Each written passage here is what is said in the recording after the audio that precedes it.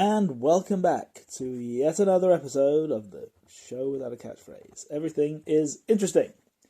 And today, the topics will be revealed in just a moment. But let us review what we talked about last time. We talked about Berlin Wall and that kind of stuff, and all these kind of Hitlery businesses. And I would like to talk a little bit more about warfare and those kind of awful things, and also a little bit more about Hitler, but in a way you do not expect, I think. I hope you will be surprised, but we'll see. Because, let's talk about Hitler. Hitler is interesting in the sense that he was, during his heyday, while he was popular, he was, very famous, and lots of people named things after him. There are actually lots and lots and lots of people, or places, especially in Germany, named after Hitler. I think every big German city had an Adolf Hitler Platz or an Adolf Hitler Strasse or whatever. So that was, of course, renamed quite hastily after the Second World War. People were like, what? Adolf Hitler Street? No, we didn't mean that. We meant Poststrasse or whatever. So you could ask yourself, well, is there anything left which is still named after Hitler at all in the world? Because he kind of has messed up the name Hitler. I mean, nobody wants to be called Hitler. Nobody even wants to be called Adolf anymore. Adolf used to be a quite popular boy's name, and now nobody calls their kid Adolf, for obvious reasons. It's an interesting fact that if you go to Wikipedia, you can find lots and lots of people whose first name is Adolf who became famous, but they're all born, after the Second World War, or before, of course. There's only one single Adolf who ever made it to anything after the Second World War, and it's a football trainer called Adolf Hütter, who is now the trainer of FC Frankfurt, I do believe. I don't care about football at all, but that is, I believe, a fact. Anyway, I don't know why. I'm not sure why his mother or father decided to call him Adolf. I don't know. Anyway, back to the question. Is anything at all still named after Hitler? In fact, yes, there is. Because there is one place in naming conventions where you can't change the name. It's just not done. Once you've given a name to something, it's kind of locked in forever. And that's in biology. And there is actually a species of animal named after Adolf Hitler, which is kind of funny because it was named by a guy who was a big Hitler fan back in the days where you could sort of say that without being ostracized immediately. But, in the 30s at some point, some guy was like, yeah, Hitler, he's great. And he discovered a beetle. And that beetle is called Anophthalmus hitleri. Hitleri, I suppose. And it is named after Adolf Hitler.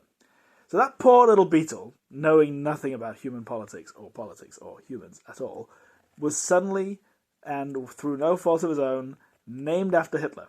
Now this has caused quite a lot of problems for the beetle. For two reasons.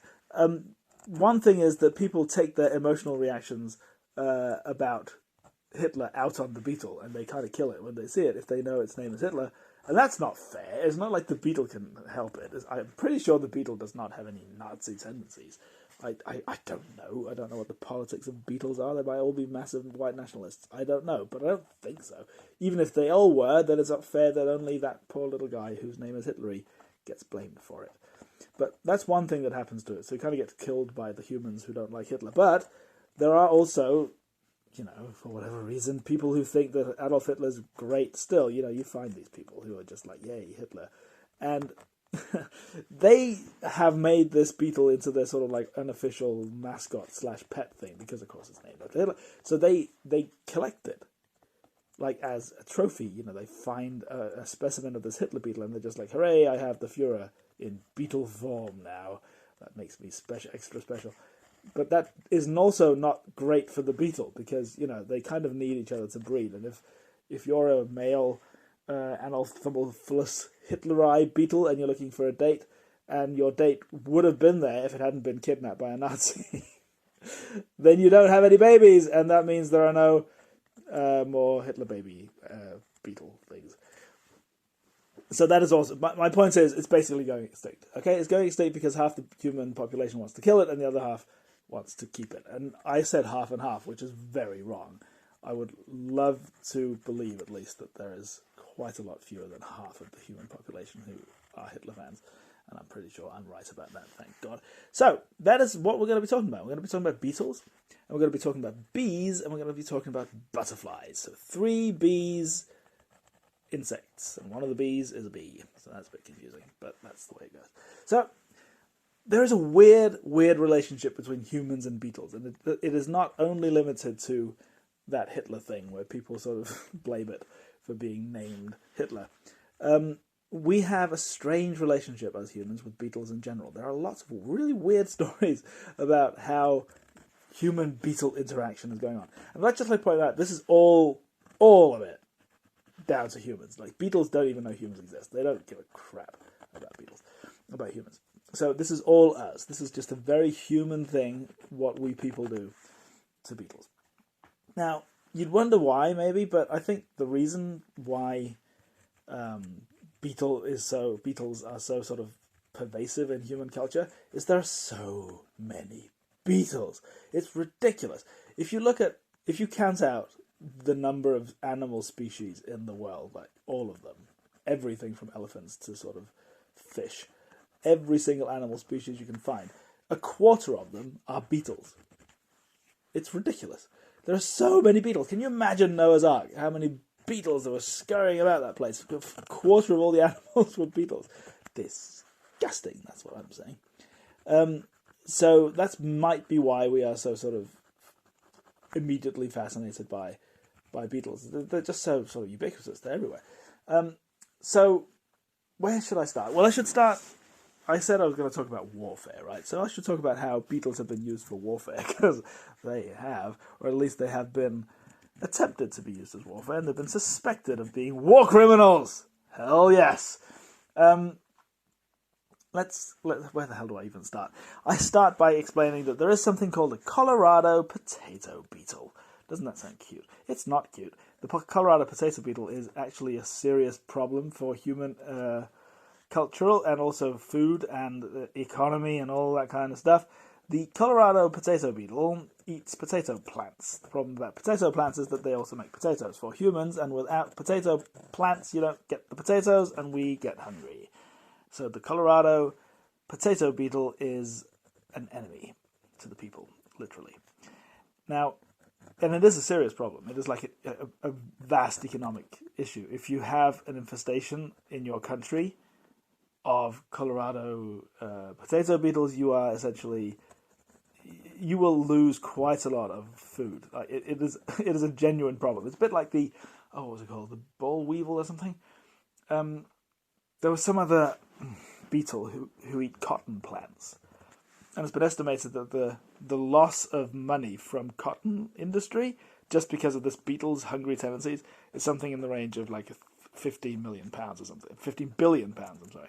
Like a gigantic chunk of money has been lost just because of this beetle guy. So the Colorado potato beetle is a serious issue. Now, what happened after the Second World War is that there was an outbreak. There was an outbreak of potato beetles in the Soviet Union and the countries close to it, like Poland,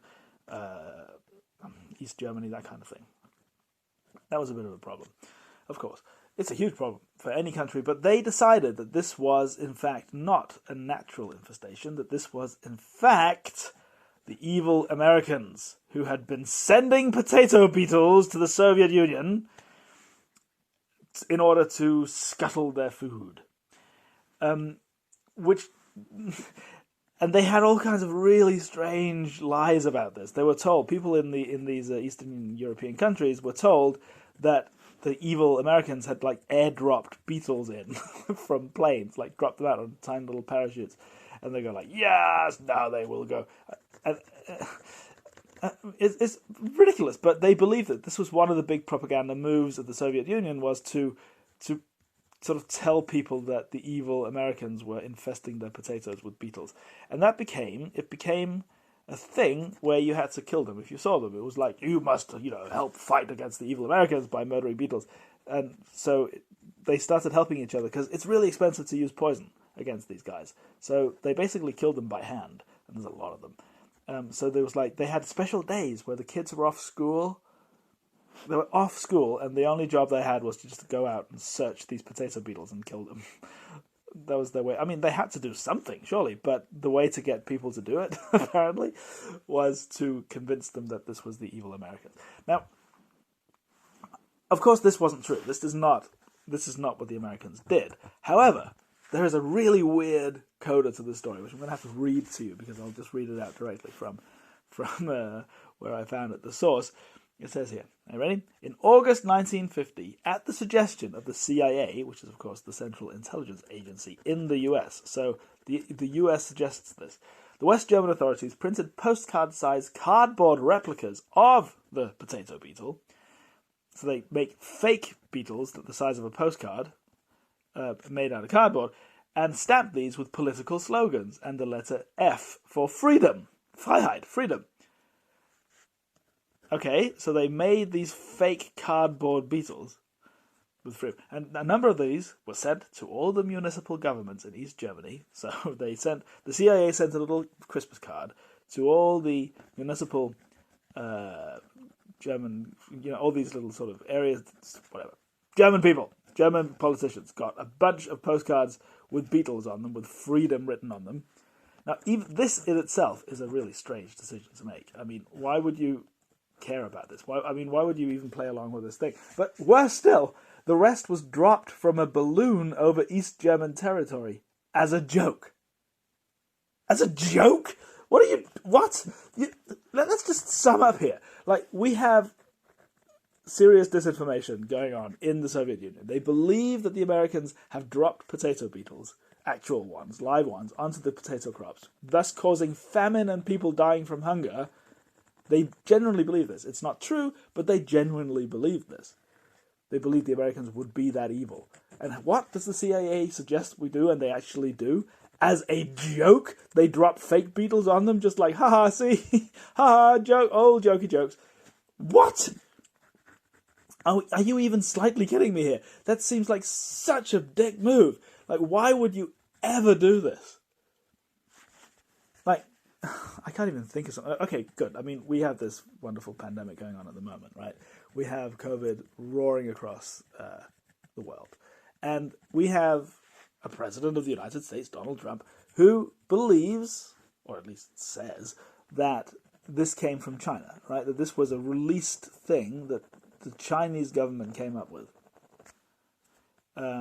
to, hurt the world and hurt him. I mean, he basically says it's to hurt his election chances because he's such a massive narcissist that he can't think of anything that could, that goes across his own, his personal interests. But whatever. He says this, and a lot of people genuinely believe this. If you go on Twitter or whatever and talk to people who are Trump supporters, they will tell you that they actually do buy into that story. They do believe that China released this virus as, a bioweapon, basically. Now, the one thing you would not expect China to do in this situation in the pandemic would be to make like little cardboard cutouts of the COVID virus and drop them on the US as a joke. I mean, what the hell are you doing? No, have some sense of diplomacy. I just don't get why they would ever greenlight something like that in the CIA, but they did. So that's, again, a weird connection to Beetles. Did the Russians get rid of the potato beetle? In the end, they did, almost, but they do still have a bit of an infestation. But it's largely kept to Russia. It's kind of only Russia that has a problem in the European area. However, in 2011, Finland suddenly had an outbreak of these Colorado potato beetles again. Like, where were they? How did they get there? Well, I'll tell you. It was windy. It was windy, and they blew over from They blew over from Russia. Now, that tells you a lot about beetles, doesn't it? It kind of makes them kind of cool, I say. That you're just, wandering around in Russia. Oh, yes, I'm going to eat potatoes in Russia all day, no problem. And then it's a windy day, and you're just blown to another country. And you're just like, okay, no problem. I'll just eat these ones instead. That's pretty chill. I've got to say, I have some level of respect for the adaptation process of the Colorado potato beetles. Anyway, do we only hate beetles? Actually, maybe I should just mention Yeah, maybe. Wait. Yeah, before I go on to the more positive aspects of human beetle interaction, maybe I will mention quickly a rather disturbing and interesting fact about the Black Death. This is not really anything to do with beetles, so you're gonna have to deal with it. But the Black Death was like COVID-19 times a lot, because something like a third of every human in Europe died from it. It was really not great, and it kind of just ruined Europe completely in many, many ways. And that was an infestation from fleas. The Black Death was a plague, and it comes from fleas. So not beetles, but it was a disease carried by fleas. And there are certain reasons to believe that Black Death was actually caused by an act of war. A really disgusting act of war. Now, what do I mean by this? Well, the plague didn't get into Europe at first. At first, it was actually contained in Asia, but there was a war going on in sort of Asia Minor, around Turkey kind of thing, and the attackers who came from Asia and who had plague victims had discovered something that everybody who knew the Black Death would eventually discover, is that if you are close to somebody who's died from the plague, you will probably also get the plague. And we know now it's because these fleas were living on the guy and the dead guy, and they would jump over to the alive guy. Basically, you know how infectious disease works. For goodness sake, this is 2020. So something like that, right? You don't go close to somebody who's sick, basically. But they discovered these Asians who are fighting this war, and they did something which I would consider a little bit rude. They took the dead people who were dead from the plague, and they put them in a catapult, and they shot the corpses from the catapult into the city. Basically using these corpses as plague bombs, which is really disgusting. I mean, come on now. It's just not on. I mean, I understand war is hell and all that, but you don't fire a plague-ridden corpse into people's houses. You just imagine you're walking around the marketplace, having a nice time. That these attackers on the outside of the walls, but they're out there, and I'm in here, I'm safe. You're walking around, you hear this like whistling sound, like in a cartoon, and then suddenly just a splattered corpse lands on your produce. Would you like that? I would not like that at all.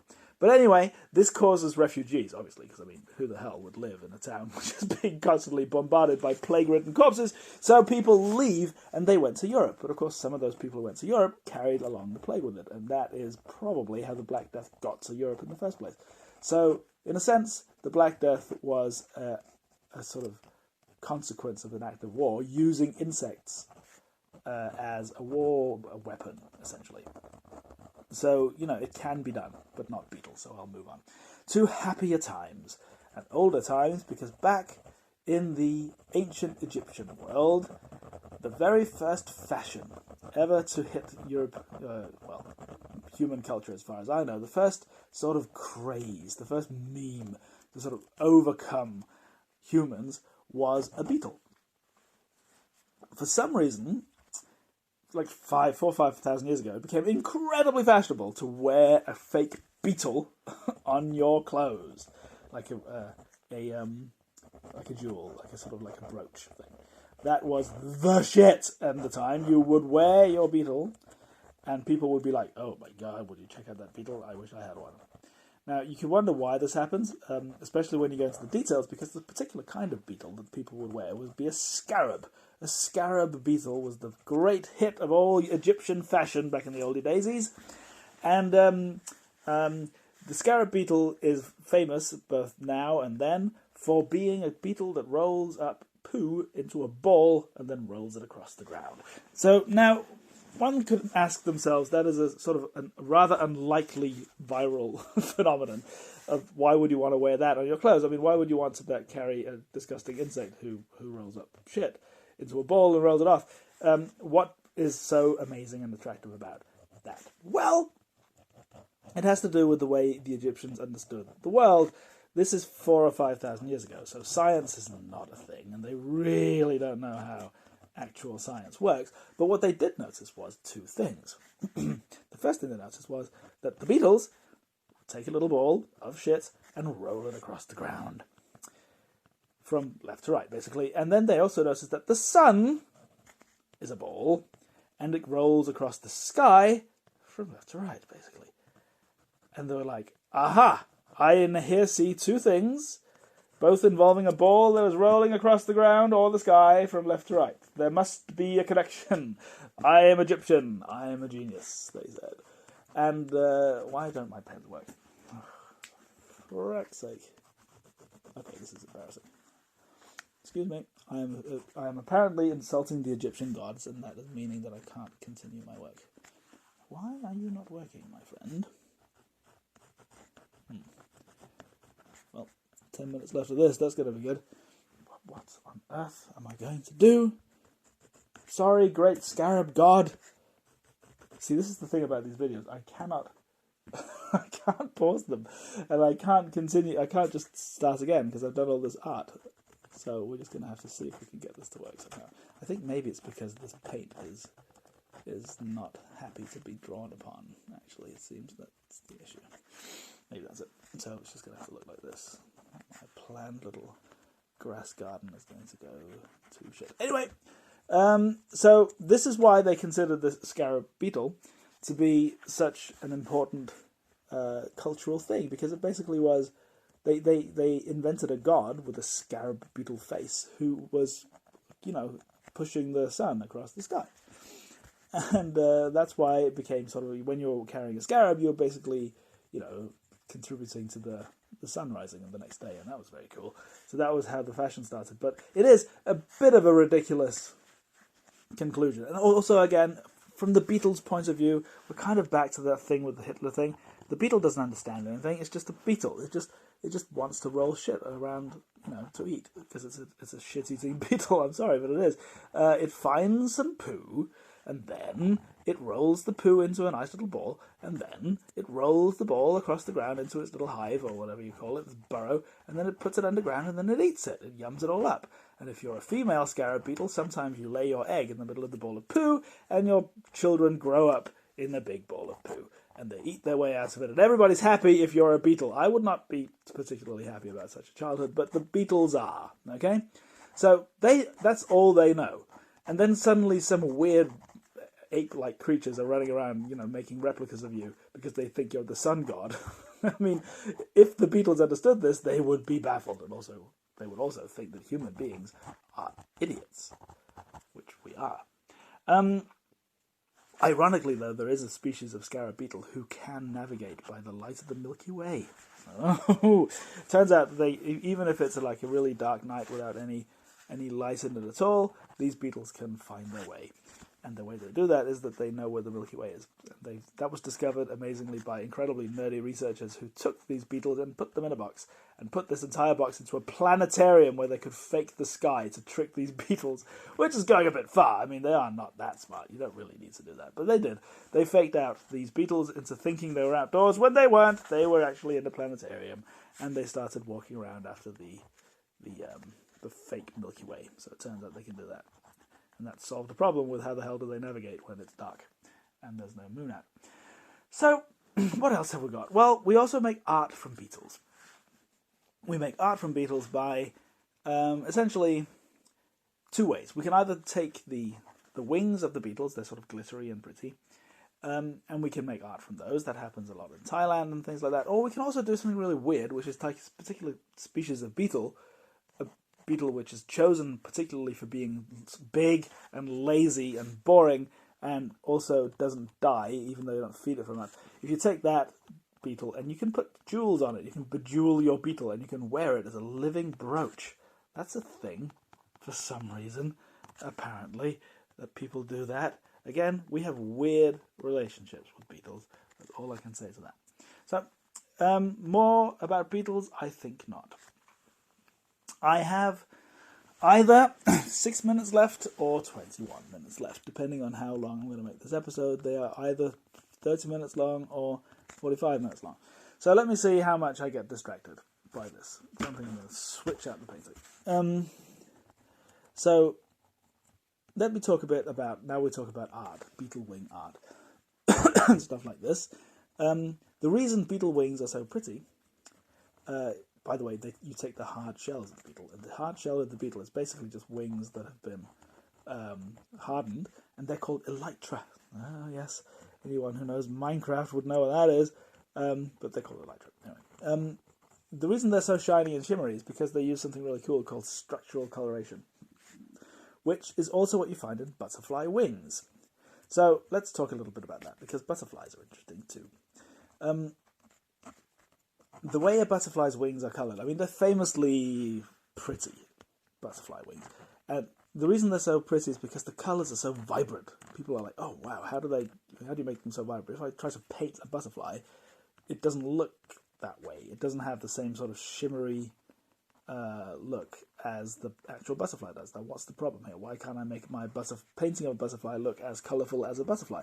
The reason you can't do that is because the way a butterfly's wings work is completely different from how paint works. Paint works by chemically absorbing a bunch of colours from the visible light and only reflecting the colour back that the colour is. So if you have red paint, basically you are shining white light on it, which is all the colours of the rainbow, and the chemistry inside the red paint is absorbing all the colours of that rainbow except red, which it reflects.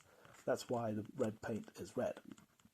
So that is basically a way where the light gets absorbed and reflected just directly. It's kind of like basic stuff. Butterfly wings do something completely different. As I mentioned, it's called structural coloration. And it's super cool. Now, the physics behind this is cool, but also slightly complicated. But it has something to do with interference patterns. Light refracts and interferes with itself. That sounds wrong, but it does. And I don't want to get into the details of this because I just can't explain it properly without having some piece of paper to draw on. And this is not supposed to become like a physics lesson. Let's just say that butterfly wings don't do that paint trick. They don't do pigmentation at all. They take in the light and they sort of absorb it into a bunch of different layers of sort of scales on their wings, and those different layers do some funky light interference stuff that generates the light and the colour of the light from simply refracting this light around inside them. So some butterfly wings can even do the cool thing that they have different colours from different angles. It's called a photonic crystal, something like this. And you've probably seen it if you've seen like a jewel. So certain coloured jewels have this photonic crystal thing where if you turn the jewel around and sort of twist it around in your fingers, you can see that it kind of changes colours in the light. It catches the light differently, we tend to say. And butterfly wings can do this as well. Of course, paint can't do that because paint is pigmentation.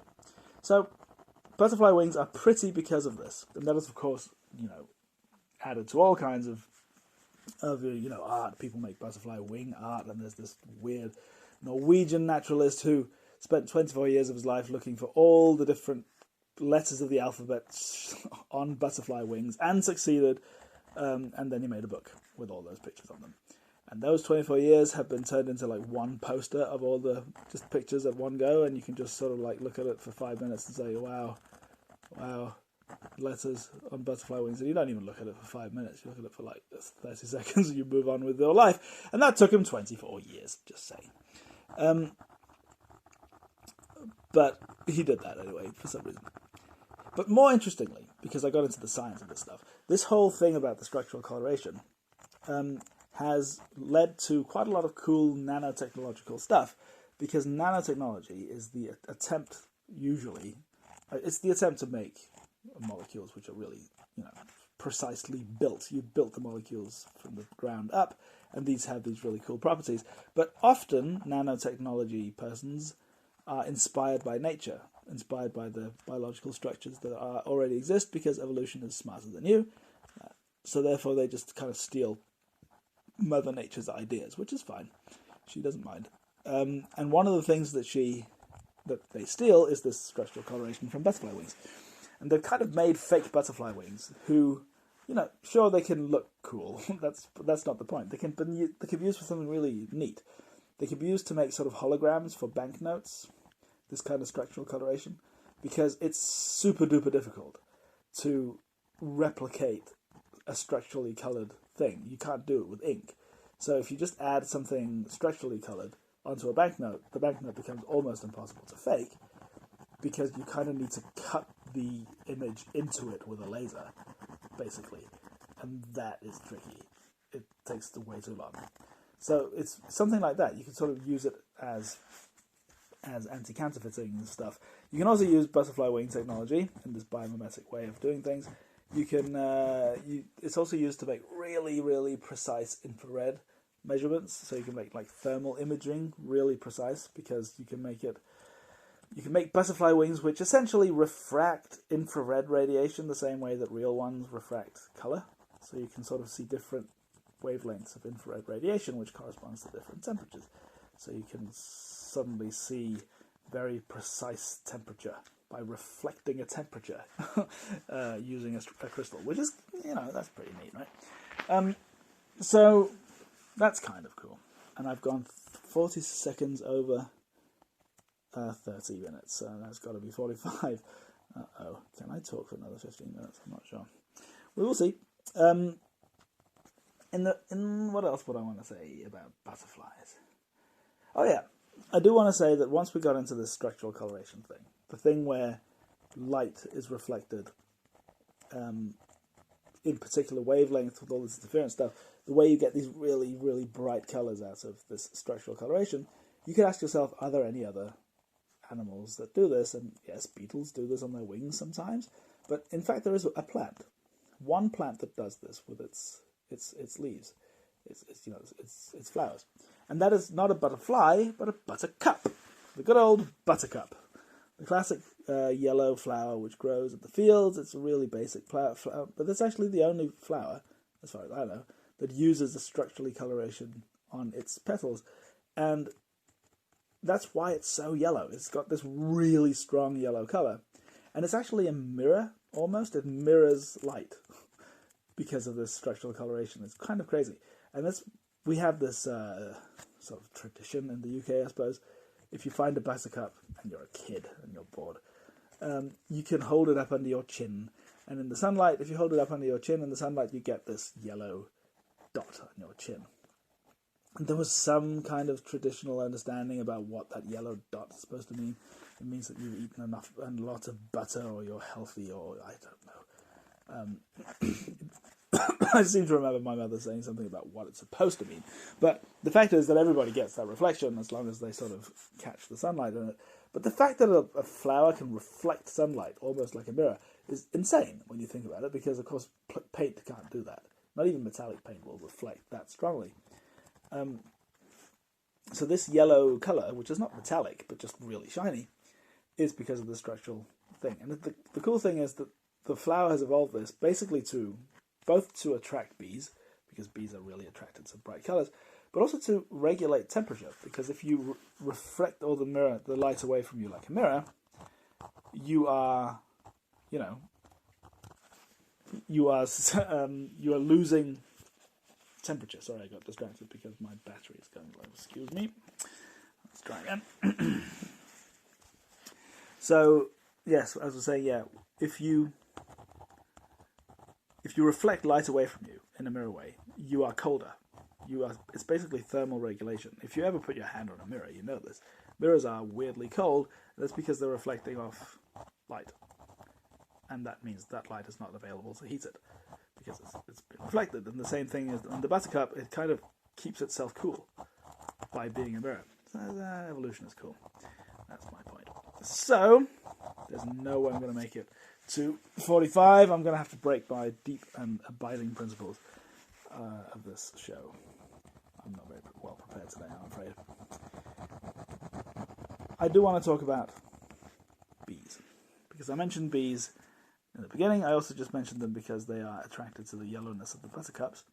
But I want to talk about a particular aspect of bees. I don't want to talk about this hival, this sort of ant-like behavior that they have, because they act the same way ants do. They have these really strong hierarchical systems, but I talked about that when I talked about the ants, so I don't want to do that again. I do want to talk about bees as being these really important elements for human survival. I was talking about beetles and humans and having this weird relationship. Bees and humans have another really weird relationship. For one thing, they make honey for us. Now, every time I think about this, it baffles me more. Like, we are so used to this as a culture, but it is so strange that we get honey from bees. Like, what other insect do we get food from? I mean, there's no other insect that makes food for us. Like, we get milk from cows, sure. That's kind of strange, I suppose. But honey from bees is like a million times weirder. We don't get any other liquid from bees. We don't get ketchup from snails and stuff. It's just very, very, very weird. But we've just gotten used to this. It's just one of those kindergarten information things. Like, yeah, sure, honey comes from bees. We just accept that. But it's so weird that we do. But that's not the important relationship between bees and humans. The most important relationship is that bees, the way they even get the honey is by gathering pollen, and the reason they even get pollen is payment from plants. And payment from plants comes because the plants get something out of the bee visits. They get pollinated. Essentially, you don't get flowering plants without bees. And flowering plants are very, very important because a lot of the food that we eat are flowering plants. So you've probably heard of this, but there is currently a bee death going on. Bees are dying out in great numbers in the world, and we don't really know why, but it is kind of a problem because that means our food supply might get affected. Now,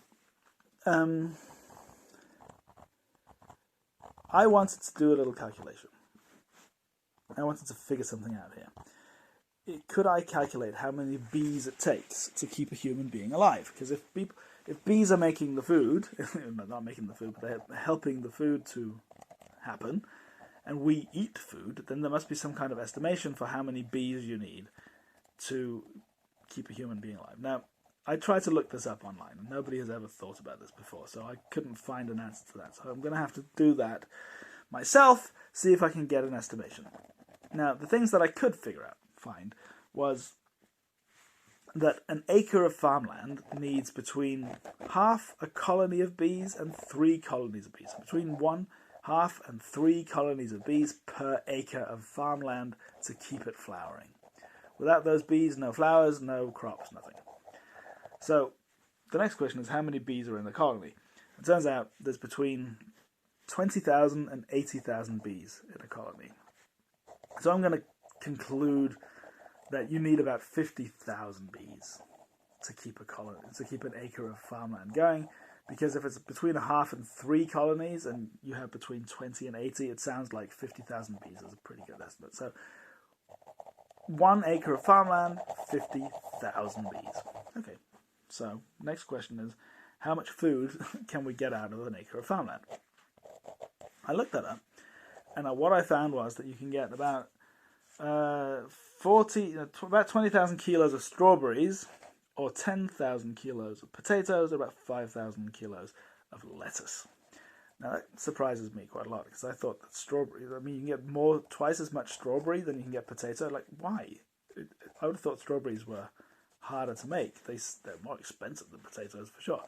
So why? Well, I don't know. But I had to make a decision here. So I decided that yes, human beings only eat potatoes. We are back in the Soviet Union and the potato bug and all that. To make it all themed, we're just going to say we're going to make a world in which humans only eat potatoes 24/7. That's the only thing they get to eat, and then we can figure out how many bees is required.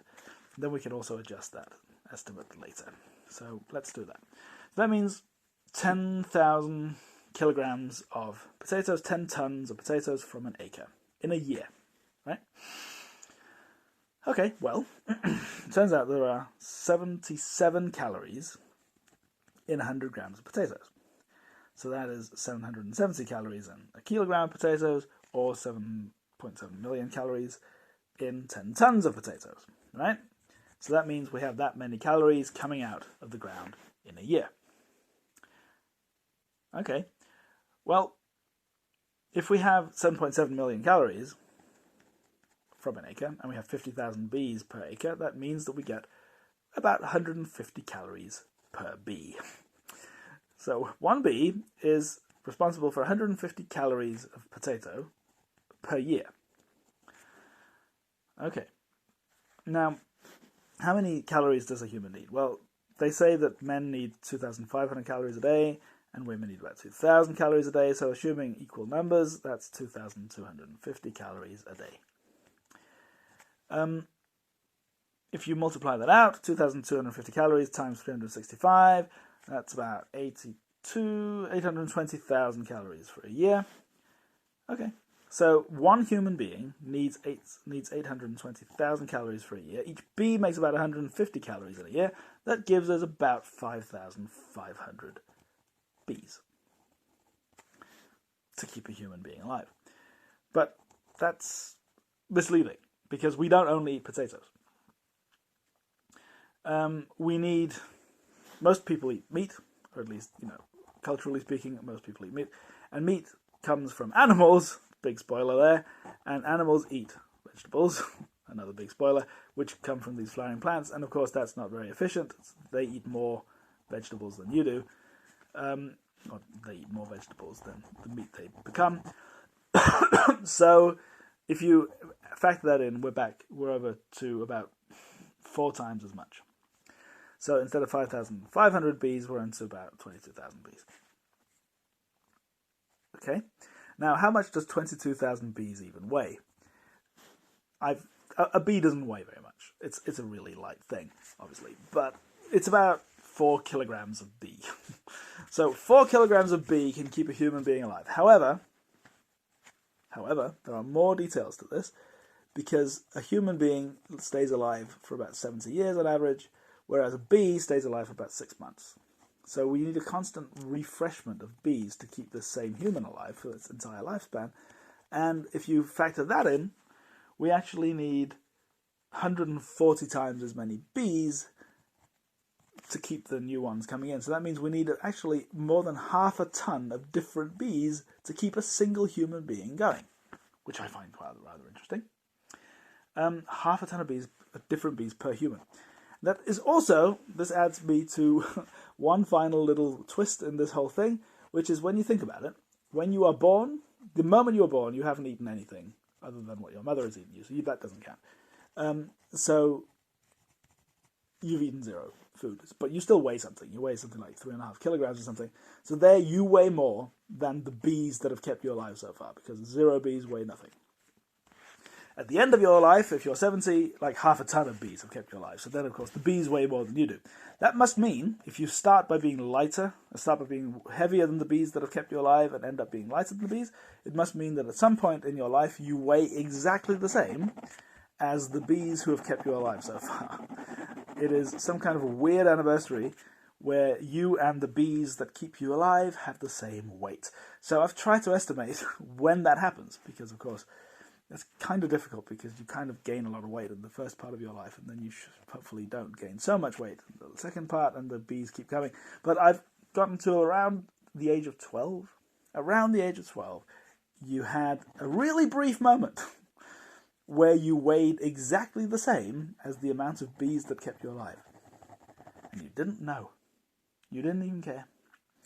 But that's the way it goes. So I really don't have any more things to talk about today. I'm very sorry. I'm going to have to end this video. Can I talk for 90 seconds? I'm pretty sure I can think of something to say.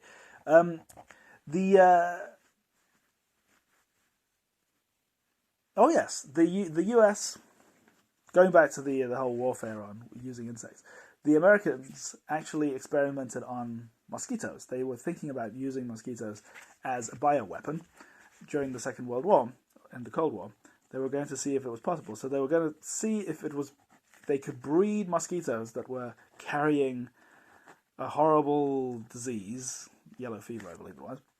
And they actually made a facility which was able to produce something like 100 million mosquitoes a year or something insane. And they were going to drop those somehow in bombs or something over the Soviet Union to kill people, which is horribly unethical. But they actually started building this stuff.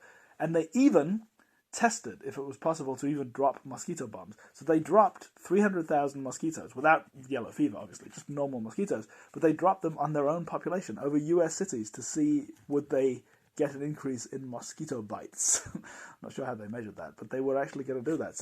So weirdly, the US has bombed its own citizens with insects, which is a very, very odd thing to do. But that is just another weird story in the relationship between human beings and insects. And that, finally, probably the least smooth 45 minutes I've ever had, but I got there in the end. I am finished. So let's see what happens in the next episode, where I will move on to possibly biomimicry. I'm not sure. But anyway, thank you very much for listening.